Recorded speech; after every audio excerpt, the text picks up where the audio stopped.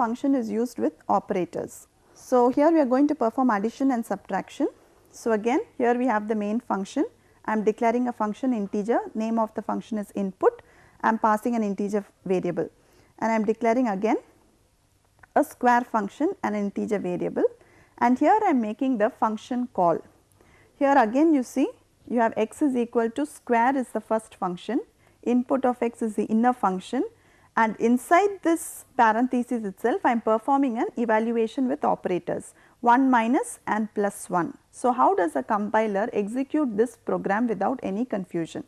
Always the result of the function only will be evaluated first. So, as soon as the compiler sees this, it will first move to the inner function. So, input of x. So, x is nothing but a value which we have to input. So, input of x, it will go to this function. So, what happens in this input of x? X will be copied to this variable k, and here I am asking the user to enter the value for this x, and I am scanning the value ampersand k, I am giving the value 10 to x, and I am returning k. Now, why this x and k is used in an interchanged manner? Because in this function only I am getting the value for x. I am not using the same variable x over here. Instead of that I am using a local variable k. So, k and x are just copies of the same value. X is a actual argument, k is a formal argument. So, whenever I am scanning a value I am using the variable k, only when I am printing it I am using the value x, so that the user will understand, because here we are entering the value of x, only this the user can see. He does not know much about the programming methodology. So, it is only for our convenience that we are using a different variable k. So, now the value held by x is 10, and I am returning this 10 to the main function. As soon as this return statement is seen, the compiler will move to the main function. Next, what it will do, it has to evaluate this expression within the parentheses. So, 1 minus 10, because 10 is the value that is returned, plus 1. So, 1 minus 10, precedence of operators is minus and plus have the same precedence. So, the operation will start from the left hand side. So, we are starting from the left hand side, 1 minus 10 is minus 9, minus 9 plus 1 is minus 8. So, square of minus 8, that is how the value will be understood by the compiler, that is how it will be executed. So, next the compiler will execute this outer function square of minus 8. So, immediately the control will move to this square function, m will be minus 8, and what am I doing over here? I am returning power of m 2, that means minus 8 to the power 2. So, minus 8 the whole square is equal to 64. This power is a predefined function which is there in the math.h file. So, return minus 8 the whole square. So, it will return 64. So, as soon as the return statement is seen, the compiler will return control over here.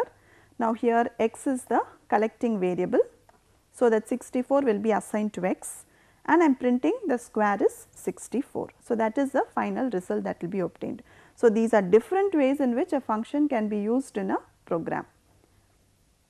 So, this is with binary operators. We will see the example of this function with another type of operator, unary operators. We know there are two types of operators. So, with unary operators, how a function is used.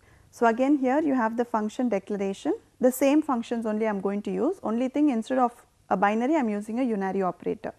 Again it is the same case, you have x is equal to square of plus plus y is equal to input of x.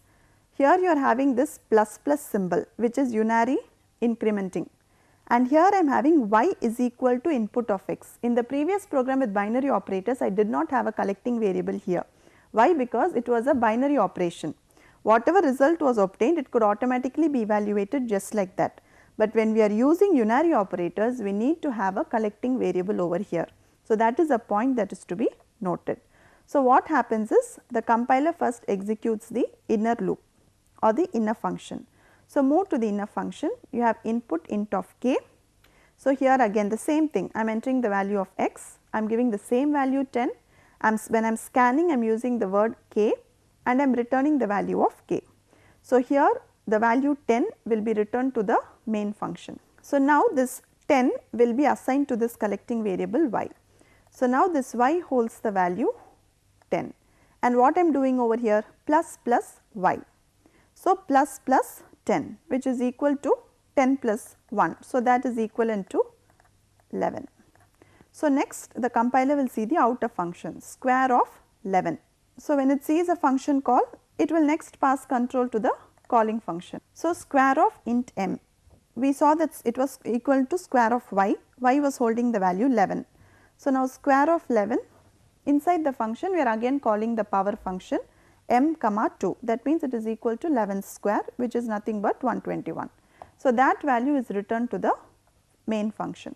So, as soon as this return statement is encountered, control will return back to the main statement. So, the function is now over, that 121 will be assigned to the collecting variable x, and I am printing the value square x. So, this is how a function can be used with unary as well as binary operators. When we used a binary operator, automatically the value that was returned was obtained, added and subtracted. Here, because we are using unary operators, we have to have a collecting variable and we have to print that collecting variable only as a final result.